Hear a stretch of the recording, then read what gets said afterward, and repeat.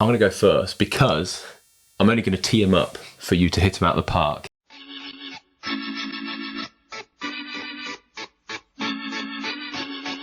Hello and welcome along to the Let's Talk Racing YouTube channel in association with Racing TV. Thank you very much for all your support on recent videos. And this is the last episode of the Ante Post series. A very sad day, but a very positive day because it's the episode that we can react to the Cheltenham Handicap entries. We had them this week. We've got the weight coming out later on this week, which we'll be doing a video reacting to, but we're going to go through every single handicap of the festival with our thoughts based on the entries. Obviously, these can change. Some of the handicap marks might go up. The Irish need to be assessed. Some of them need to be reassessed.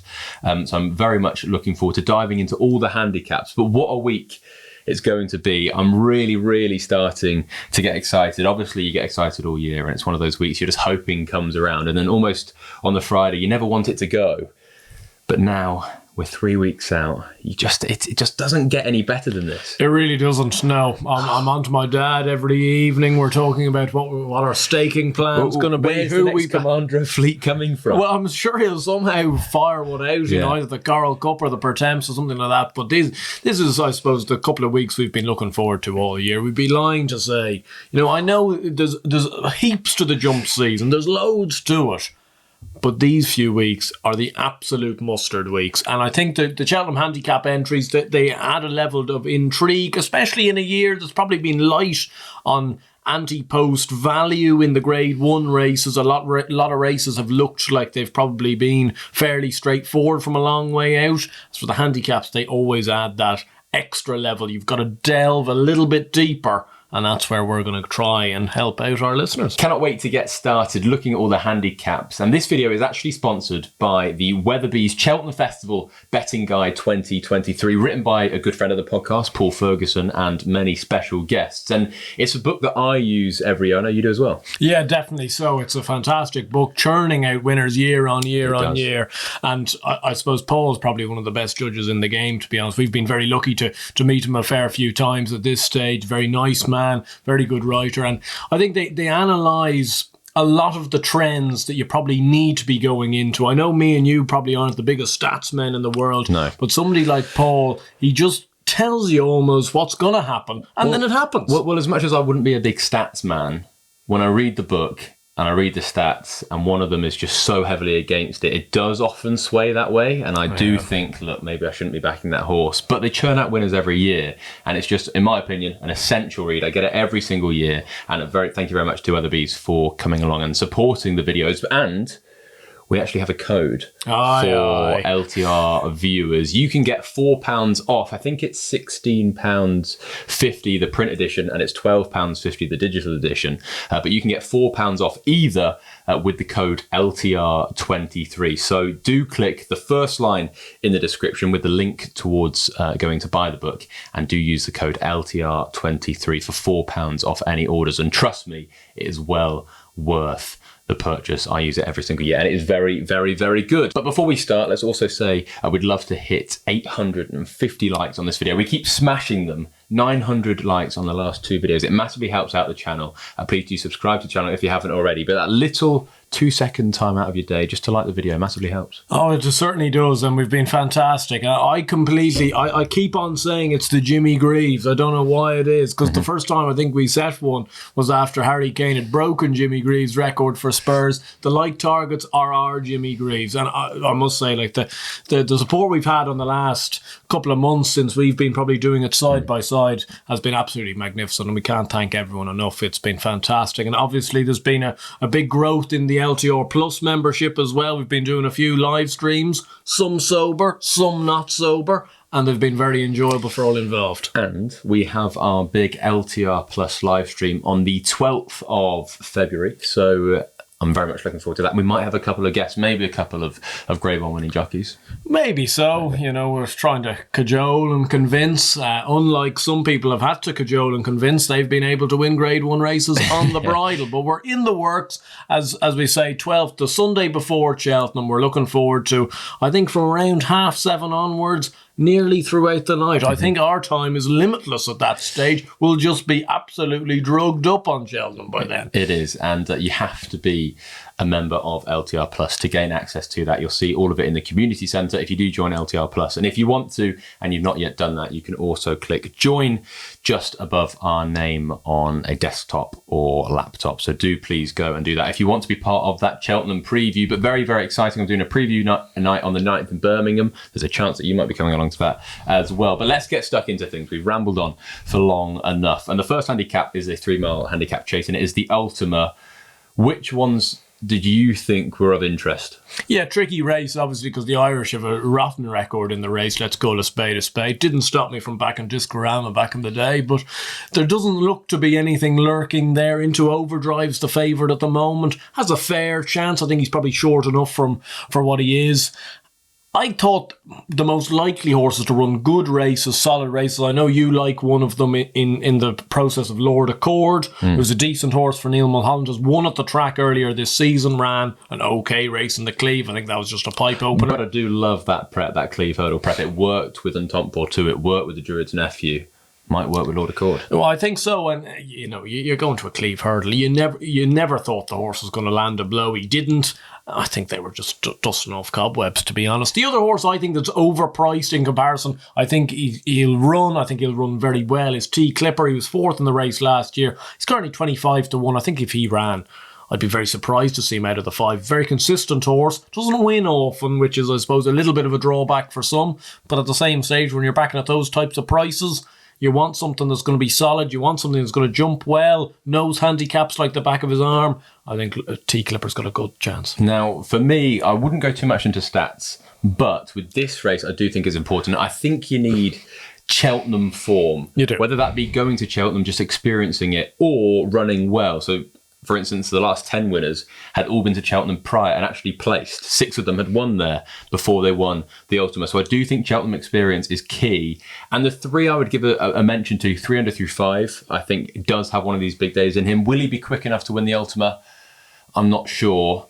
I think Oscar Elite's got a big chance. I was surprised they only put him at £4 for his win the other day. I know it was a nothing race, but I do think he's a good horse. He travelled like the winner in this race last year. He didn't quite see it out. I think he does have one of these in him as well. But the one, like you said, that I probably would prefer out of the lot would be Lord Accord. I think he's a pretty reasonable price, double figure price. And I just think that what he did in October at Cheltenham, as much as it hurt me that day because I've been a big fan of the horse and I didn't back him, I think I could see a very, very similar performance to that. And he's not gone too high in the weight. I like him. I think he's got a good chance. And we will move on then to the Boodles handicap hurdle. And this is just ultra competitive. It is every single year. 4-year-olds that have had 3-4 runs max turning up, a couple of them exposed, well, unexposed, half the field unexposed. Which one is going to win it this time?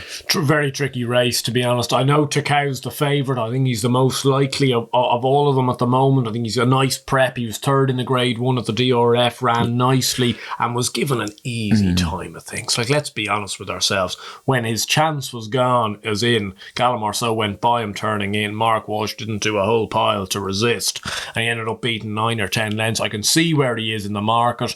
That Nace race often provides a good clue on to the Boodles winner. It has done 3 of the last 4 years. You've got a number of them in there. You've Sir Alan in there. You've Biker in there. You've maybe even Morning Soldier in there. Jazzy Matty? It would take a leap of faith for me to back him. I thought he was a little bit average that day. He was on the pace in a slowly run race. I would have hoped he'd have been closer to the finish. I know I put up Metamorpheus earlier in the Cheltenham Festival in the Anti-Post series. I said it in the last video. He's 33 to 1. I think he's still 33 to 1. I wouldn't give up on the slip. I don't think I'd be firing in. But at the same stage, you look back at the race, he was held up. He finished very well. He finished well. He was a slow pace. A Mickey, like it was a tricky little running race. And I don't think I'd judge him too harshly on that. And based off his maiden hurdle win when trained by the Doyles, he wants a fast pace to aim at. He's not a bad jumper. Just a race, like, how many times have you seen a 20 to 1 plus winner of the Boodles? Happens nearly every second year.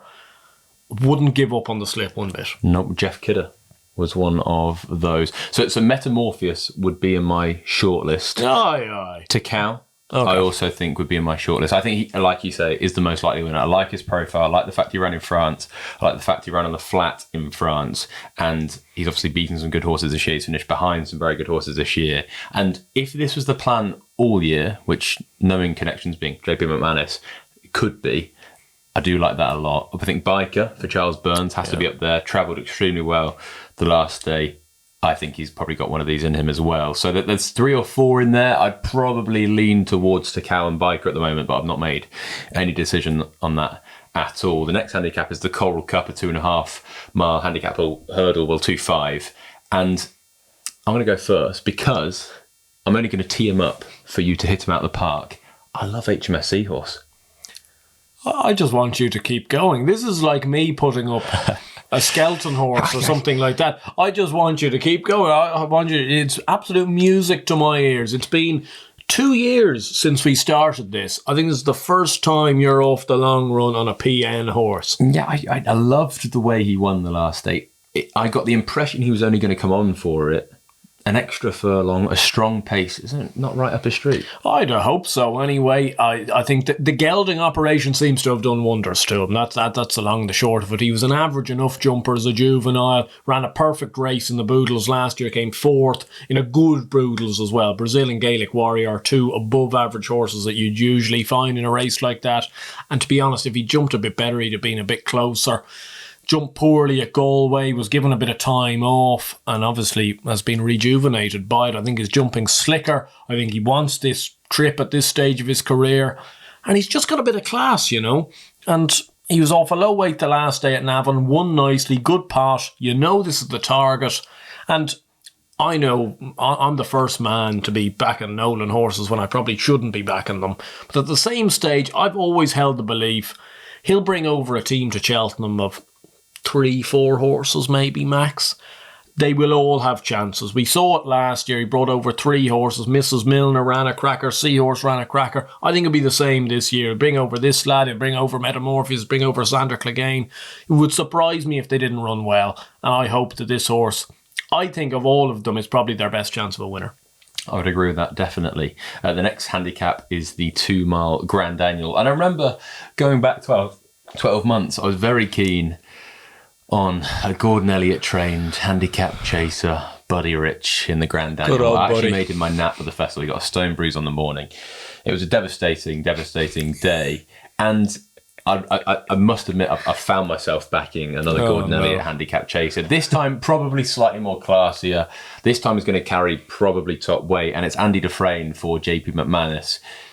I just think the whole season has been around this race. He was favourite for the race last year. He finished 2nd to Global Citizen on deplorable ground, and with quicker ground and a clear run. The weather that day was crazy. I think it was actually a massive plus that he ran so well given conditions. I think the whole year's been around it. I suspect he'll get a mark that is not too far off what he was running in it last year. And given this is probably the target, I think Andy Dufresne, JP McManus, get the job done. And I would also just mention, I'm going to mention him for the plate as well.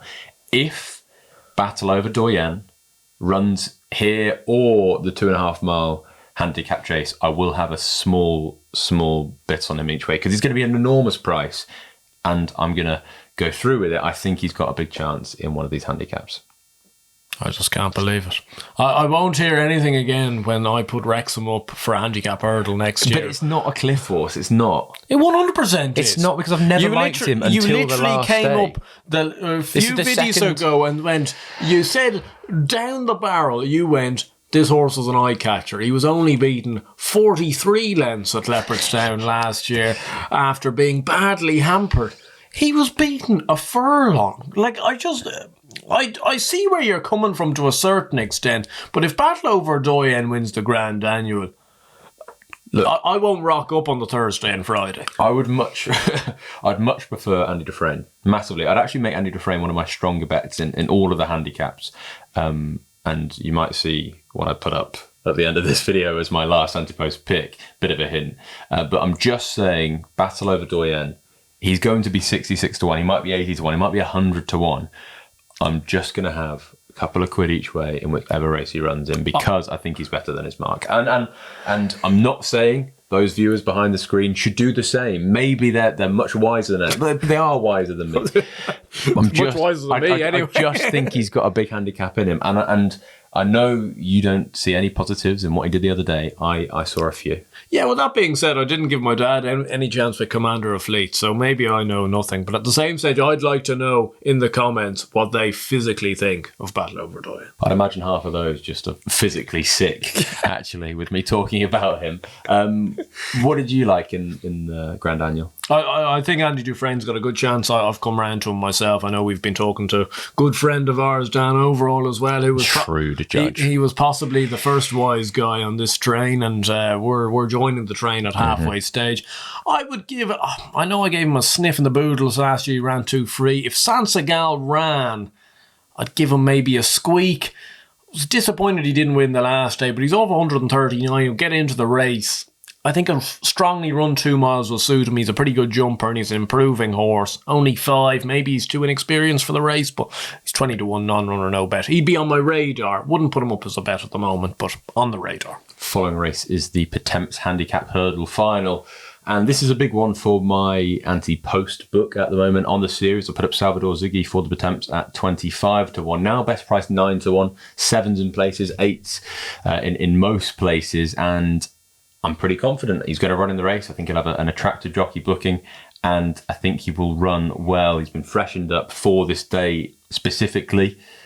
That being said, I am also going to back Percival Lagalois every single time. Absolute stinker. How do you say it? Legalois. Legalois, there we go. Percival Legalois. I will back him. I thought what he did qualifying at Christmas and then winning that 3-mile handicap hurdle at Leopardstown at the Dublin Racing Festival, he's got a massive chance. It wouldn't surprise me if he's a graded novice chaser down the line, and so could Salvador Ziggy. Yeah, no, I'd agree with you on both of them. I think they've both got a decent chance. Absolutely hopeless pronunciation of Legalois, to be honest. You could tell I got a C in leaving Cert French back in the glory days. But actually, one of our big fans, Ante McCarthy, one of our absolute legendary fans, I must say. We had a great day with him on Trials Day at Cheltenham. He came over from Dublin.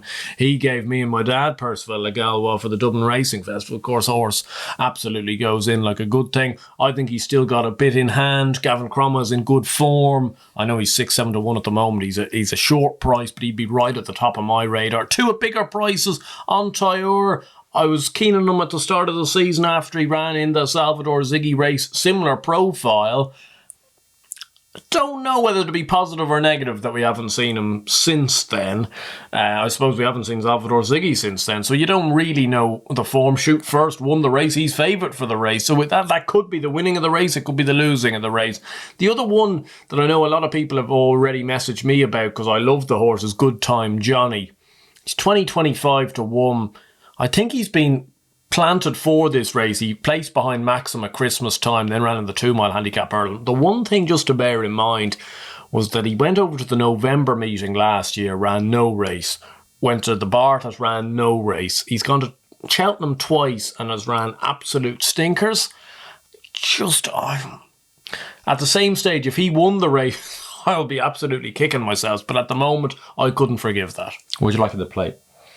Yeah, another tough race. So Scottish is top of the market. I can see why he's there. Bought by JP McManus. He has been bought by JP. And there's a part of me that thinks he could be the Shunter 2.0, to be honest. And JP's trying to get in before the festival. Ran a good race the last time behind Boot Hill at Ascot. That's been relatively further enhanced since then. I think stepping up to 2.5 will suit him well. The other horse on my radar, as he has been all year, is Mars Harper.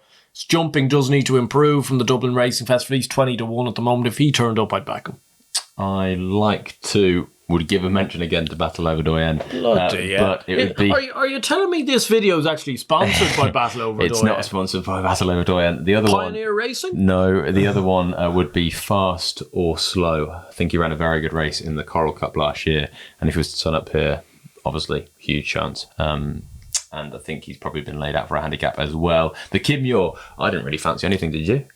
I think it's one of the best bets of the week. Oh, I've been told that I'm shrewd. I'm apparently the first person to put up Stumptown, and everyone has since. I put him up 10-1 on last week's video, and he's now, I think, 5-1 best price. I think he's got a massive chance. He's an improving horse.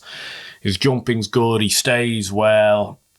There's so much to like about him. Joey Dunn's probably going to ride him, take a few pounds off his back. We obviously haven't seen how he's been reassessed in England, but can't see. He won't be over 145. I don't think he'll even be close to that. I think he'll be 142, 141. I think he's got a huge chance. 5-1 favourite for the Kim Muir Stumptown. Very good. Extremely well done there. Put him up at the right time. The County Hurdle is the penultimate handicap that we are going to talk about. And obviously very tricky every year, a bit like the Coral Cup to back this. And the one thing I would say this year is because the qualification meant that you had to have 4 runs in novice hurdles or any hurdle race before running in one of the handicaps at the Cheltenham Festival, the handicap hurdles, it meant that you don't see a state man in a race like this anymore, or not an obvious state man, not an obvious Galopin des Champs. I'm kind of flirting with 3 at the moment. I think Sharjah could be really classy. Top weight, has a good record in the county hurdle. Filey Bay, who finished second in the Betfair hurdle, I think obviously has a decent chance. He did go up £8, I think, which might stop him, but they're a long way clear of the third. And then Pembroke as well, who's in the high 130s. Dan Skelton's got a good record in the race. I think I like the fact that he finished second over Further. I'd have no qualms with him staying, if you know what I mean, a really thorough gallop. So I quite like him as well. County hurdle, anything that really stuck out? Well, first of all, I want to bring it back to you because it was one of the big stories of Twitter this week was the whole West Cork saga, because people had backed him, people hadn't backed him, but he was dropped £5. I'm going to say it point blank. I know very easy to say after he's not been entered. I wouldn't have given him a flying Scooby's chance. It's very easy race to say. It is very easy to say, but he's beaten 2 horses home this season. I was about to say it even if he had been entered. I couldn't see the angle at all. Do you think people are looking at what Skelton's done in recent years with maybe Langadan, who hadn't shown an awful lot, then turned up in races in the spring and been very keen? But you can't say that. You're almost Langadan's first hater. I'm not a fan of Langadan, but I'm just trying to put myself in the position of these people that were backing West Cork. He's ran very good. He's won a Greatwood Hurdle. He ran 6th in the County Hurdle last year. Even if West Cork was in the race, though, and I'm of this opinion, if West Cork was in this Harry race, Skelton would have rode Pembroke. First of all, yes, and second of all, would you think Pembroke therefore has a better chance? Yeah, than West Cork? I still think Pembroke would have a better chance. Yeah, so that's all I needed to hear. My 3 between the race would be Filey Bay. I know he's favourite, so a little bit unoriginal. I think Winter Fog's got a huge chance in it for Willie Mullins. I think he's been laid out for this race. And just a little bit like your Sharjah, if they go through with the wind up and they run him, I don't know whether they will or not, I'd be prepared to give First Street another chance because I don't think he's going to run into a state man this year. I know he'd be off a much higher mark. I think he's £9 higher than he was last year, but he's a classy horse. Near on top weight in a race like this, fast run race. Could see him running a big race. He's 16-1 non-runner, no bet. If he turned up, he'll be much shorter than that. The final handicap is the Martin Pipe. The race that you're extremely excited about, but you never really want to come around because this is the last race of the Cheltenham Festival. You know you're going to have to wait 12 months for the 4 days again. Yeah. It's quite a depressing race to watch, isn't it? Yeah, very much so. Do you want to bring the viewers through the last furlong and a half of 2020, or is that still touching a nerve? The viewers, I'm sure half of them backed Column of Fire that year. We do not need to talk about the Martin Pipe. But since I've had a reasonable record, back Galopin des Champs in the race, didn't back Bramblage last year, back Hollow Games each way, who finished 4th. Martin Pipe time now. I've only 2 words for you, the Martin Pipe. 2 words. Given the declarations, and I just want your honest opinion straight off the bat. Yeah. American Mike. American Mike. Running this weekend in a handicap, so he gets the run in to qualify here. If he ran, I'd have to back him. Oh, no. Equally, a bit like Battle Over Doyen, it would be a couple of quid each way here and there.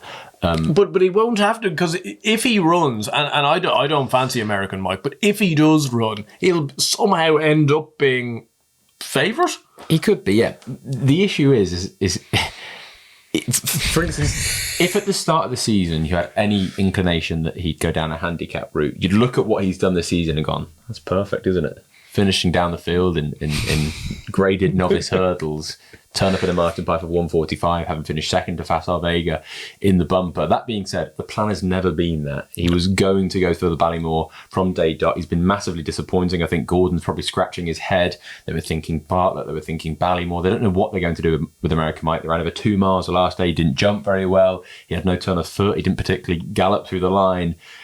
You couldn't touch him with a barge pole, but because he's American Mike, I will have a charity £2 bet on him.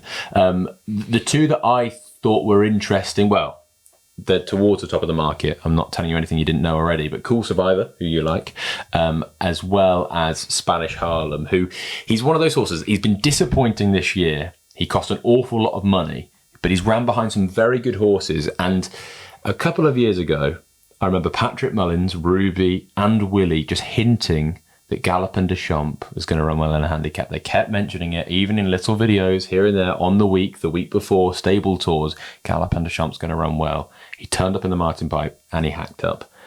They're doing the same with Spanish Harlem, and I think that's the reason why. Like, he was 9-1 at the start of the week. He's now 11-2, 6-1. I think that's the reason why.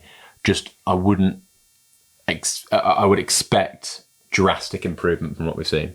Yeah, no, I agree with that to a certain extent. And it's hard. Sorry to interrupt you. It is hard because what we've seen is he's not looked particularly quick. He's not looked particularly good.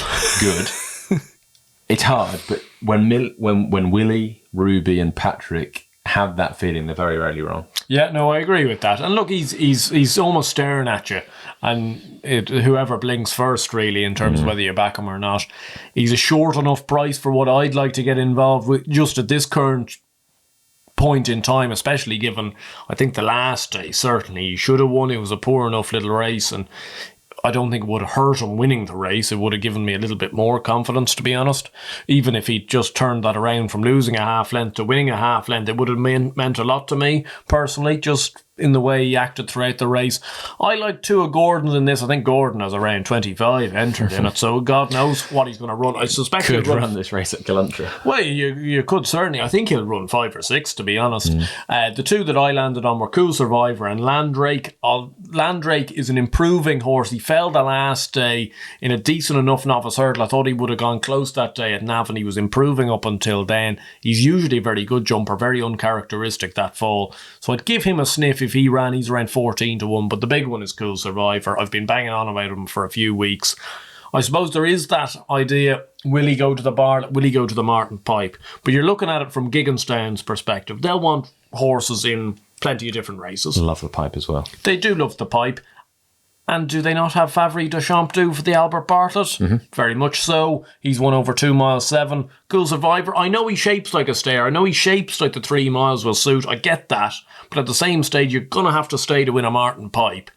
And God forbid, if they put big stones up on Cool Survivor claiming 5, it could be curtains. He's 10-1. I think he's a great bet. It could be curtains. There you go. Cool Survivor in the Martin Pipe. Now, to finish off the anti-post series, which we thank you for your continuous support on, we are going to put up 1 horse each for the handicaps. I'm going to put up Andy Dufresne for the Grand Annual. Love the profile that he's got. Like the fact he's owned by JP McManus. Like the fact he was favourite for the race last year. I think this has been the plan all season. He's going to be backed. He won't be 12-1 on the day.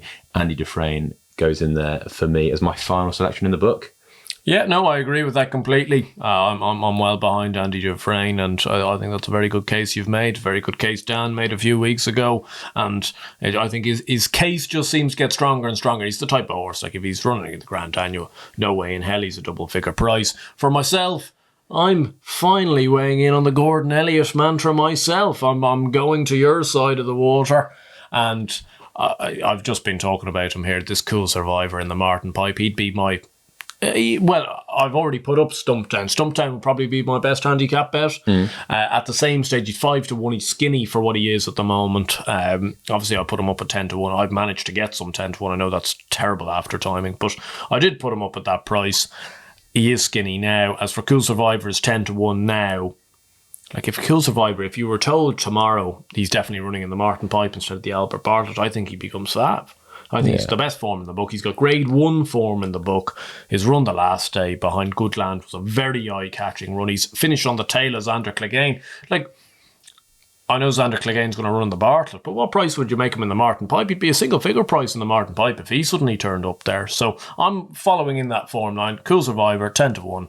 He'd be my last anti-post pick of this series. I like him a lot. And a big thank you to all the viewers who did support this series throughout the year. It's been a long, winded road to Cheltenham, but we do hope you enjoyed. And if you did, please hit that like button. Subscribe to the channel if you haven't already, and do get your comments down below. We look forward to reading them.